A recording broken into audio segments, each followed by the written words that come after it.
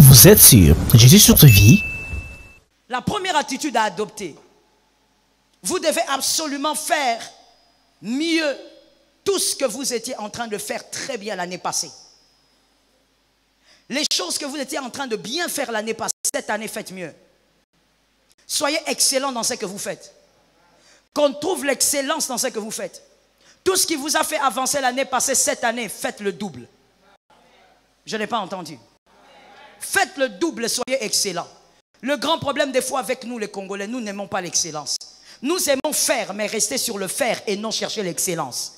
Il ne faut pas rester sur le faire, il faut chercher l'excellence. Il faut aller au-delà du faire. Il ne faut pas quand on te demande, est-ce que tu sais gérer le son? Ne dis pas oui, je sais gérer le son. Dis, je le fais avec excellence. Et quand tu le dis, tu ne le dis pas pour dire, mais tu le dis parce que tu sais que tu es excellent dans ce que tu fais. Peu importe ce que tu vas faire cette année, fais-le avec excellence. Ce que tu avais pu bien faire l'année passée, ce n'est pas suffisant. Je répète, ce n'est pas suffisant.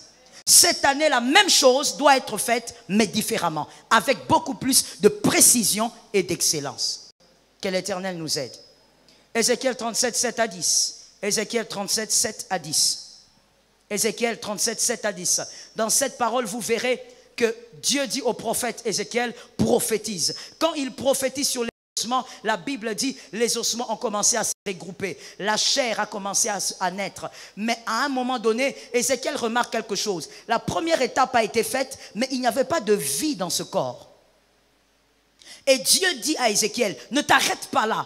Prophétise, appelle maintenant l'esprit, que l'esprit entre dans le corps. Je dis à quelqu'un, lorsque tu as fait une chose l'année passée, ce n'est pas suffisant. Cette année, tu vas appeler l'esprit. Que l'esprit de Dieu agisse dans la même chose que tu avais fait l'année passée, mais autrement cette année. Cette année, tu vas aller un peu plus loin avec ce que tu avais commencé l'année passée. Je ne parle pas seulement des choses que tu avais bien faites. Il y a même des choses bien aimées que tu avais faites, mais ça n'avait pas marché, mais tu peux le refaire. Le refaire, c'est pour les héros. Les refaire, c'est pour les courageux. Les refaire, c'est pour les vaillants. Ceux qui sont incapables de refaire, ce sont les perdants. Refais ce que tu avais fait et qui avait échoué. Refais ce que tu avais fait et qui n'avait pas marché. Même à la 51e fois, ça peut marcher. J'étais en train de parler à une âme qui est intelligente pour m'écouter. J'ai dit, refais encore, ça pourra marcher. Même 5 fois, ça ne marche pas. La 7e fois existe. Même si la 6e fois, ça ne marche pas, la 7e fois existe. Refais encore. Il y a cette année des choses que tu dois récupérer. C'est-à-dire que tu dois prendre en 2019 et le replacer en 2020. Et dire, je vais refaire cette chose. J'avais essayé, ça n'avait pas marché. Mais cette fois-ci, je veux parler comme Ézéchiel. Je veux envoyer maintenant la vie. Et je verrai ce qui va sortir de là. Par la grâce de Dieu, l'Éternel sera avec toi. Est-ce que quelqu'un m'entend? L'attitude doit suivre. On ne doit pas rester dans les slogans. Si nous restons dans les slogans, nous serons une église morte. On ne doit pas rester dans les slogans. Est-ce que quelqu'un m'entend? Il faut éviter de rester dans les slogans. Éviter de dire, ça va marcher. Mais bien aimé, ça ne marchera pas coûte que coûte si tu ne fais rien. Ça marchera si toi tu bouges. Ton attitude doit suivre. Dis à ton voisin, l'attitude. Dis à un autre, l'attitude. Et la deuxième chose à faire,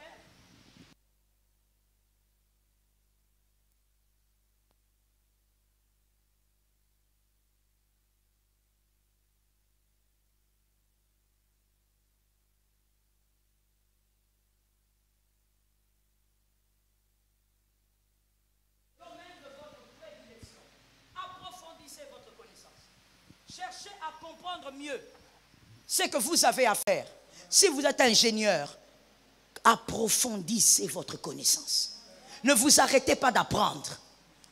On n'apprend pas que sur les bancs de l'école. On n'apprend pas qu'en allant à l'université. Vous pouvez apprendre avec votre téléphone. Votre téléphone ne sert pas que à faire des appels ou à regarder des choses horribles. D'ailleurs, cette année, sois délivré de cet esprit.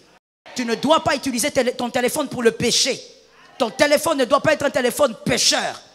Au nom de Jésus, sois délivré de ça. Regarde s'il y a quelqu'un de toi qui n'entend pas, dis-lui, l'attitude doit suivre. Cette année, bénédiction sur bénédiction, oui, mais avec attitude. Sans attitude, il n'y aura rien. Il ne faut pas te mentir. Je ne dois pas non plus être un pasteur qui te ment. Sans attitude, la prophétie restera lointaine. Tu l'attendras longtemps. l'attitude doit suivre. Approfondis ta connaissance. Aime la connaissance, aime l'intelligence. Éloigne-toi de ce qui t'abrutit. Ne négocie pas avec ce qui t'abrutit. Ne reste pas dans la distraction. Qu'est-ce que c'est la distraction? La distraction, c'est tout ce que vous faites en dehors de ce que vous devez faire. Même quand c'est une bonne chose, ça devient une distraction. Lorsque vous devez lire un livre, vous lisez un livre à l'heure de la prière, ça devient une distraction. Toute chose que vous faites au mauvais moment devient une distraction. Faites ce que vous devez faire au temps fixé. Faites ce que vous devez faire selon votre planification. Planifiez votre journée. Et on planifie la journée la nuit. On ne dort pas comme un gamin la nuit. On ne dort pas comme un enfant de 4 ans la nuit. La nuit est un moment pour dormir, vous vous réveillez à un autre moment. Vous prenez votre stylo, vous commencez à planifier votre journée. Vous planifiez ce qu'il y a dans la tête. L'Éternel vous inspire, vous donne des coucher ça quelque part. Après cela, mettez-vous à genoux, commencez à parler en langue. Commencez à prier. Vous devez planifier votre journée. Bien-aimé, l'attitude en 2020 doit changer. La manière dont tu avais l'habitude de dormir en 2019, 2020 ça doit changer. Tu veux des grandes choses, les grandes choses ont un prix. Les grandes choses ont un prix. Les choses gratuites, c'est pour les petits hommes. Mais en face de moi, je sais que je n'ai pas les petits hommes. J'ai des grandes personnes. J'ai des grands hommes et des grandes femmes. Tu dois payer le prix de la grandeur. Tu dois payer le prix de la moisson de 2020. L'homme de Dieu a dit, année de la moisson, c'est bien. Qui va moissonner? Celui qui est capable de s'incliner pour glaner. Si tu ne t'inclines pas pour glaner, tu n'auras rien. Si tu ne payes pas le prix comme Ruth de t'incliner pour glaner, tu ne pourras pas avoir Boaz. Boaz a un prix. Est-ce que quelqu'un m'entend? Sors des slogans et arrête de croire que les choses te seront servies sur un plateau. Les choses ne te seront pas servies sur un plateau. Tu dois bouger pour les avoir. Est-ce que quelqu'un m'entend? J'ouvre une autre parenthèse. Sors de la dépendance. 2020, sors de la dépendance. Surtout de la dépendance financière. Bien-aimé, à ton âge, tu ne dois pas dépendre des poches des gens pour vivre. D'ailleurs, à ton âge, tu ne devrais même pas t'endetter pour nourrir tes enfants. C'est une malédiction. J'assume ce que je dis, c'est une malédiction. Tes enfants, tu ne dois pas t'endetter pour les nourrir. Il y a un Dieu dans les cieux. Si ton Dieu ne peut pas ouvrir les cieux, alors cherche bien ton Dieu. La Bible dit déjà que vous ne devez pas vous endetter. Mais toi, tu t'endettes pour nourrir tes propres enfants. Quelle malédiction! Dans quel cycle de vie tu introduis tes enfants? Ils seront surpris à l'âge adulte. Toute leur vie, c'est toujours des dettes. Ils se posent des questions, ils ne comprennent pas. Dès qu'ils ont l'argent, l'argent disparaît, se dissipe. Ils sont toujours dans les dettes parce qu'ils ont eu un père qui n'avait pas la sagesse de comprendre qu'on ne nourrit pas les enfants avec les dettes. Ils ont eu une mère qui n'avait pas la sagesse de comprendre qu'on ne peut pas nourrir les enfants avec des dettes. Malédiction! Sors de là au nom de Jésus. Je n'ai pas entendu, je dis sors de là au nom de Jésus. Cette année, tu dois sortir de cette dépendance. Pourquoi la poche des gens doit te nourrir? Pourquoi les poches des gens doivent t'habiller? Et quel jour tes poches à toi vont habiller les autres? L'Éternel est vivant et l'Éternel est puissant. Il est celui qui relève le faible de la poussière et qui le fait asseoir avec les grands. Il est capable de te permettre d'avoir une autre vie. Tout dépend de ta détermination. Je parle à une âme, je ne parle pas aux morts. Je dis au nom de Jésus, tu dois bouger cette année. Les choses doivent bouger. Une autre attitude, une autre connaissance. Va en profondeur, l'onction sera avec toi. Quand tu te jettes comme Jonas dans les eaux, tu vas en profondeur, l'Éternel est avec toi. Quand tu vas en profondeur dans la connaissance, l'Éternel sera avec toi. L'Éternel, bien-aimé, ne navigue pas avec les paresseux. C'est comme ça que dans la Bible, il y a plusieurs versets qui condamnent les paresseux. Et le verset le plus connu, celui qui ne travaille pas. L'Éternel est contre la paresse. L'onction, ce n'est pas la paresse. Avoir l'onction ne veut pas dire être paresseux. Au contraire, avoir l'onction veut dire être courageux. Avoir l'onction veut dire avoir la connaissance. Et David avait ces deux choses. Que quelqu'un dise que l'Éternel me sauve. David devant Goliath, il regarde, il dit c'est un incirconcis, la connaissance. Tous les autres ne voyaient pas, mais lui il pouvait le dire. Parce qu'il avait une connaissance. Il dit c'est un incirconcis, comme il est incirconcis, il ne peut pas me battre. David avait une connaissance profonde.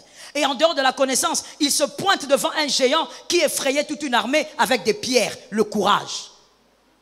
L'onction doit être accompagnée du courage et de la connaissance. Approfondie. Arrête d'être superficiel. Madame, je dis arrête d'être superficielle. Je parle aux dames, je dis arrêtez d'être superficielle. Ce n'est pas parce que vous êtes une femme que vous devez avoir une petite connaissance. Allez-y en profondeur dans ce que vous faites.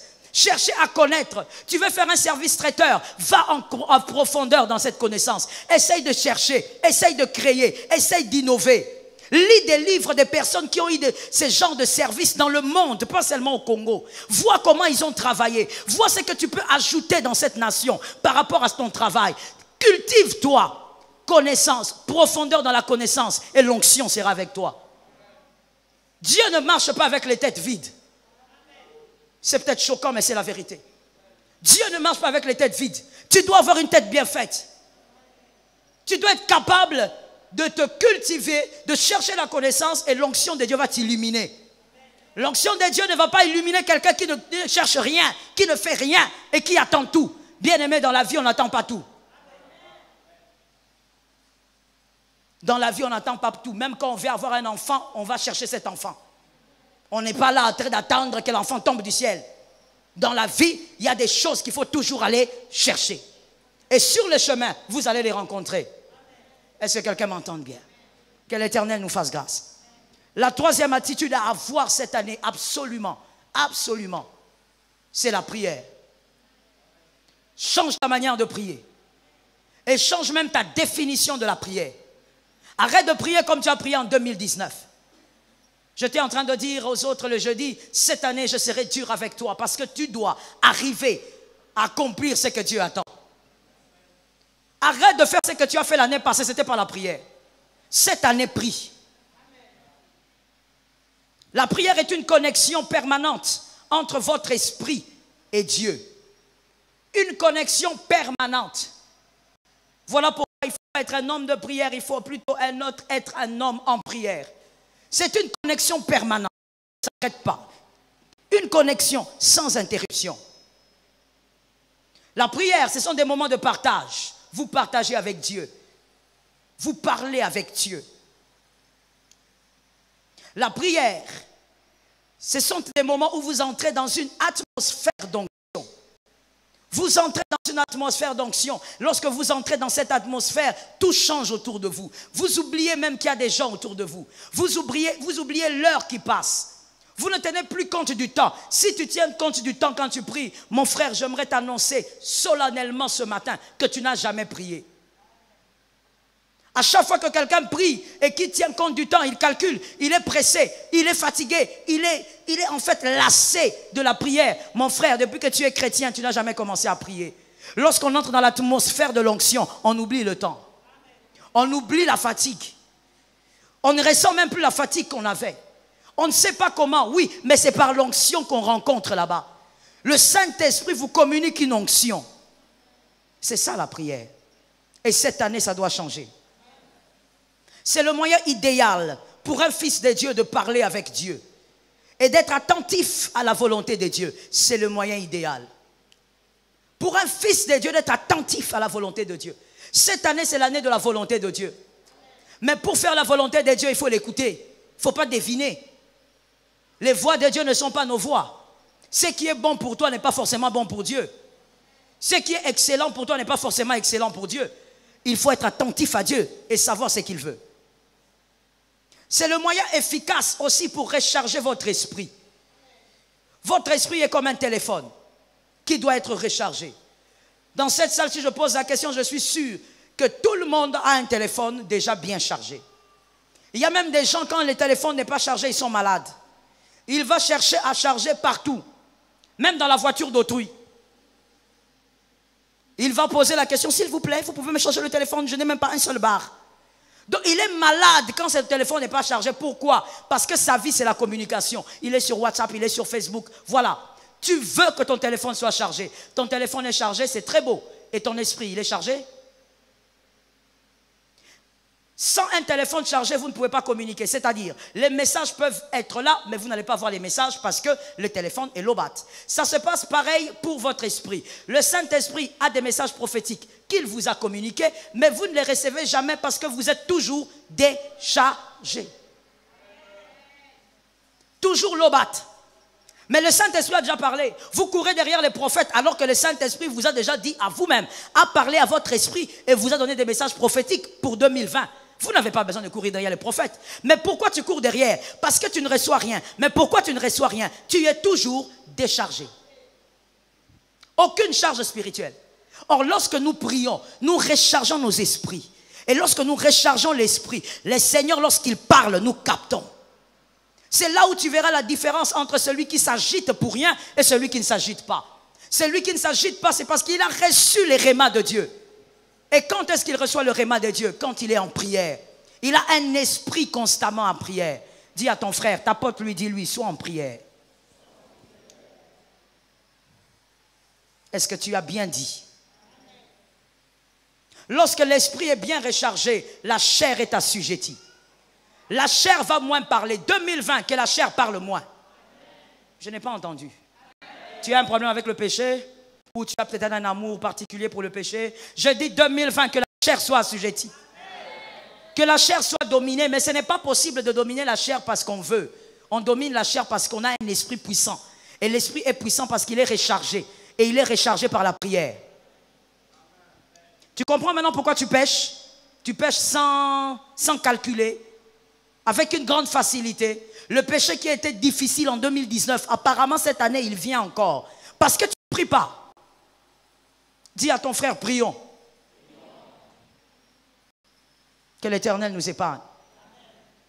Lorsqu'on prie moins, la chair parle plus. Et lorsqu'on prie plus, la chair parle moins. C'est une évidence. Si vous voulez que la chair parle moins, priez. Si vous voulez que la chair se taise, priez. Si vous sentez des oppressions, vous avez toujours envie de regarder la pornographie, priez. Si vous sentez des oppressions, vous voulez toujours vous masturber, priez. Je parle à ta chair, hein, je vais encore le dire. Si vous sentez des oppressions, vous regardez la femme d'autrui, vous l'enviez, vous avez envie qu'elle soit la vôtre, qu'elle monte sur votre lit. J'ai dit priez. Amen. Je n'ai pas entendu. Si vous sentez des oppressions, vous avez envie de voler, ce qui n'est pas vous, j'ai dit priez. C'est la prière qui donne l'autorité sur la chair. Elle va se taire lorsque quelqu'un est en connexion avec Dieu. On ne peut pas être en connexion avec Dieu et la chair est arrogante. Elle est arrogante parce que vous ne priez pas. 2020, année de prière. Je dis l'attitude doit suivre. Vous devez prier. Pas comme vous le faites. Ou vous faites 3 minutes de prière, tu as mal au dos, tu as mal partout, tu veux t'allonger. Ou quand toi tu veux prier, c'est quand tu veux prier que tu tombes malade. Et ce qui est bizarre, c'est que tu trouves ça normal. C'est incroyable. Quand tu veux prier, si vraiment tu es enfant de Dieu, c'est le moment où tu dois assujettir la maladie. 2020, année de prière. Je reprends, 2020, année de prière. Prière à la manière de Dieu, pas prier à notre manière. Prie. Lorsque ça va bloquer en 2020, prie. Lorsqu'il y aura des problèmes en mars, prie. Ne me cherche pas. Lorsqu'il y aura des problèmes en juillet, prie. La prière est plus grande que le pasteur. La prière est plus grande que le prophète. Prie, parle à Dieu. Dieu est fidèle, il va t'exaucer. Il te donnera la force de dominer sur la chair. Que l'Éternel nous préserve du mal. Il est dit dans la parole, 1 Thessaloniciens 5, 17, verset de l'Écodime, on doit le connaître. 1 Thessaloniciens 5, 17, 1, 2, 3. Merci. Priez sans cesse. Avant ces versets, il y a un autre verset qui vient juste avant, c'est lequel? 16. Soyez. Merci. Verset de l'Écodime, comment toi tu ne connais pas ça? Tu n'as pas été à l'Écodime? Mais il faut lire la Bible alors. Le verset 16 dit, soyez toujours joyeux. Et juste après, priez sans cesse. C'est-à-dire, gardez une connexion avec Dieu dans votre esprit de manière permanente. Gloire à Dieu, nous sommes dans la nouvelle alliance. Le Saint-Esprit, Dieu, il est en vous. Vous n'êtes pas obligé de crier pour prier. Vous n'êtes pas obligé de bouger les lèvres pour prier. Parce qu'il est en vous. Il suffit de désirer parler avec lui. Vous parlez déjà avec lui. Priez sans cesse. Gardez une connexion permanente avec Dieu. Même quand tu es médecin, tu fais une opération. En toi-même là, tu es en connexion permanente avec le Saint-Esprit. Priez sans cesse. Cette année, il faut prier, mon frère. Arrête les aventures que tu as fait en 2019. Il faut laisser ça. Il faut grandir. Chaque chose a son temps. Même l'apôtre Paul a dit, quand j'étais enfant, je parlais comme un enfant. Non, tu as grandi, mon frère. Il ne faut pas qu'on te pousse pour prier. Il ne faut pas qu'on te cherche. Il ne faut pas qu'on t'envoie des textos pour prier.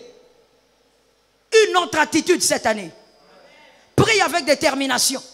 Prie à la maison. Prie à l'église. Prie à ton travail.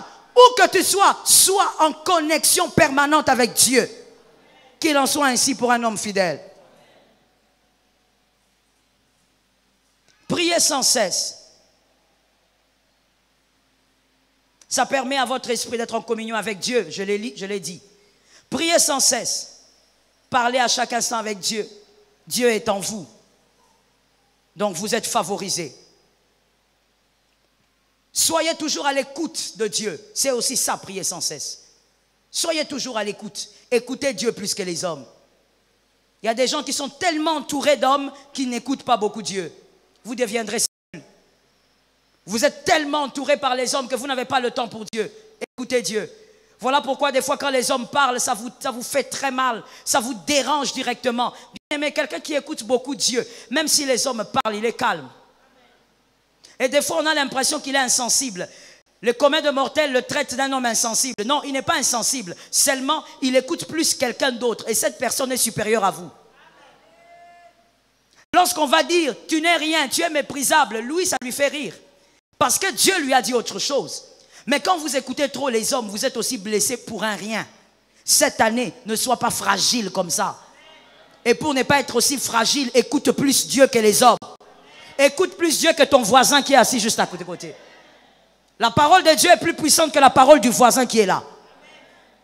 S'il te méprise, c'est son ignorance. Ton Dieu te respecte. Que l'Éternel nous soutienne. Que les paroles de grandeur bien-aimées qui reposent sur ta tête ne soient pas des passe-temps. C'est ça mon souci. Que ça ne soit pas des passe-temps. Cette année, vous devez installer la prière dans votre vie comme l'autel qui se retrouve dans Genèse 22, 1 à 12. L'autel de Genèse 22, 1 à 12, c'est l'autel de l'obéissance. L'autel de l'obéissance. L'autel de l'obéissance va se placer par la prière. Ça se trouve dans Genèse 22, 1 à 12. L'autel de l'obéissance. Vous allez placer cet autel par la prière. Vous devez être capable cette année d'obéir à Dieu. Ah, pour ça, en tout cas, tu diras Amen même 3 fois. Cette année, tu dois être capable d'obéir à Dieu. En 2019, tu as obéi à beaucoup de gens, sauf à Dieu. Cette année, tu dois apprendre à obéir à Dieu. Mais personne ne peut obéir à Dieu sans Dieu. Pour être capable d'obéir à Dieu, il faut le faire avec Dieu. C'est-à-dire, personne ne peut obéir à Dieu s'il ne passe pas des heures dans la prière. L'obéissance à Dieu résulte de la prière. Des fois, quand tu as du mal à obéir à Dieu, le problème c'est que tu ne pries pas. Tu n'as pas le pouvoir d'obéir. Obéir à Dieu est un pouvoir. Parce que par la chair, tout homme est incapable d'obéir à Dieu. Il est impossible d'obéir à Dieu. Mais c'est par le Saint-Esprit que nous obéissons. Quand est-ce que le Saint-Esprit vous aide? Dans la prière, il vous donne le pouvoir. Ça tombe sur toi. Dans la prière, il te capacite, il te permet d'obéir. Pourquoi Dieu a dit 14 jours de prière? Toi, tu n'as pas obéi parce que tu ne pries pas. Pourquoi Dieu a dit qu'il faut être en retraite? Toi, tu n'étais pas en retraite parce que tu ne pries pas. Pourquoi tu as du mal à obéir? Parce que tu ne pries pas. Celui qui ne prie pas navigue dans la désobéissance. Il est impossible, je dis bien impossible, pour celui qui ne prie pas d'obéir à Dieu. Vous pouvez mesurer la vie de prière d'un homme par son obéissance à Dieu. Regardez seulement comment il obéit à Dieu. Vous saurez si c'était cet homme-là prie. Quand on prie, on se sent obligé d'obéir. Au fait, obéir à Dieu devient comme votre respiration. Cette année, tu dois obéir à Dieu. La Bible dit dans Jérémie 7, 23. J'espère que tu écris. La Bible dit dans Jérémie 7, 23. Mais voici l'ordre que je leur ai donné. Écoutez ma voix et je serai votre Dieu. Et vous serez mon peuple. marchez dans toutes les voies que je vous prescris, afin que vous soyez heureux. Pour être heureux, il faut marcher dans les voies que Dieu prescrit. Ton bonheur de 2020 dépend de l'obéissance. On a dit l'année de la moisson, mais avant moisson, écrit obéissance. Il n'y a pas de bonheur sans obéissance dans le Seigneur. Dans le Seigneur, le bonheur dépend de l'obéissance. Pour être heureux en Christ, il faut être capable de lui obéir. Bien-aimé, cette année, prie jusqu'à ce que tu vas placer cet autel d'obéissance dans ta vie. Toi-même, tu sais combien de fois tu as été désobéissant en 2019. Combien tu as été désobéissant en 2018. Toi-même, tu sais, tu n'as pas besoin de juge. Alors cette année, tu as besoin d'être heureux. Est-ce que quelqu'un m'entend? Je dis, tu as besoin d'être heureux. Cette assemblée a besoin des hommes heureux. Et pour ça, tu dois entrer dans l'obéissance. Par la prière, place l'autel de l'obéissance. Que quelqu'un dise, au nom de Jésus, je veux le placer cette année. Place l'autel d'obéissance. Prie, mon frère, que la prière brise le joug de ta chair. Que tu sois capable d'obéir, que tu sois surpris en train d'obéir à des choses que tu n'arrivais pas hier. L'attitude. 2020, les grâces ne viendront pas seules. L'attitude doit suivre. Obéis à Dieu comme jamais. Obéis à Dieu comme si tu allais mourir demain. Obéis à Dieu comme si on t'avait dit, voici la porte du ciel. Il faudrait obéir aujourd'hui parce qu'on va fermer. Obéis à Dieu. Même si ça doit faire mal à la chair, obéis à Dieu. D'ailleurs, quand ça fait mal à la chair, c'est mieux, c'est très bien. Obéis à Dieu, parce que la chair est l'ennemi de Dieu.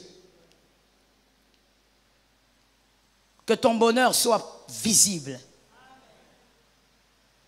La communion permanente avec Dieu vous permet de vivre dans l'obéissance.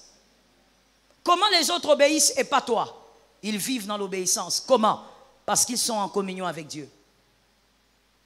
Lorsqu'on prie, bien-aimé, vous savez, c'est merveilleux la prière. Lorsqu'on est dans l'atmosphère de l'onction et lorsqu'on prie, vous verrez même le Saint-Esprit vous dire, vous rappelez même les désobéissances des années antérieures. Vous priez par exemple pour dire au Seigneur, Père, bénis-moi, bénis ma famille, mais tu entends le Saint-Esprit te dire, est-ce que tu te rappelles qu'en 2002, je t'avais demandé de faire ceci, tu n'as pas fait. Est-ce que tu crois que c'est normal? Ne penses-tu pas que tu dois réparer? Le Saint-Esprit te rappelle même les désobéissances passées. Et même les choses que toi tu avais trouvées bénignes. Le Saint-Esprit te dit, tu avais mal fait. Tu es en train de prier, tu dis, Seigneur, souviens-toi de ma vie. Le Seigneur te dit, est-ce que tu crois que c'est bien tel que tu ne parles pas avec ton cousin? Tu crois que c'est une bonne chose? Est-ce que tu crois que c'est bien de garder rancune envers telle personne? Tu ne penses pas que tu dois apprendre à t'humilier? Alors que toi tu pries pour autre chose. La prière est merveilleuse. La prière détruit même toutes les fausses valeurs qui demeurent en vous. Que Dieu soit béni pour ceux qui m'ont entendu. La prière détruit même les fausses valeurs que vous avez héritées de vos pères. Ne crois pas que tout ce que ton père t'a donné comme éducation était bon.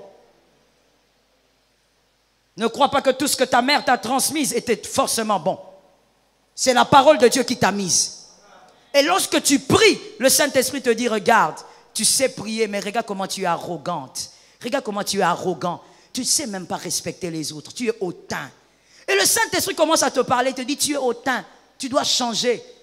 Et finalement, bien-aimé, tu es perdu dans la prière. Tu n'as même plus la force de continuer à dire, Seigneur, tu es grand. Et tu es là comme ça. Tu réalises ton péché et tu te mets à pleurer. La prière. C'est qu'aucun conseil ne peut arracher, la prière l'arrache. Et je dis gloire à Dieu pour ça. C'est qu'aucun conseil n'a su arrêter. La prière peut l'arrêter. Bien-aimé, je dis cette année, prie. Entre dans la profondeur de la prière. Et que l'autel de l'obéissance soit placé dans ta vie. Que tu obéis sans fouet. N'obéis pas à Dieu parce qu'il y a l'enfer. Je répète ça. N'obéis pas à Dieu parce qu'il y a l'enfer. N'obéis pas à Dieu parce qu'il y a un châtiment quelconque. Obéis à Dieu parce que tu l'aimes. Et pour obéir à Dieu parce qu'on l'aime, il faut être un homme, une femme de prière. Et une connexion permanente avec Dieu. Tu as les sentiments du Christ. Mais toi, tu es rempli des sentiments de ta chair. Tout est chair chez toi. Que la chair. Je dois aller de je dois réussir, je dois. Tout est cher. Comme si tu avais une garantie que tu allais vivre demain. Aucune garantie. Mais tout est cher chez toi. Vous êtes sur Jésus sur ta vie?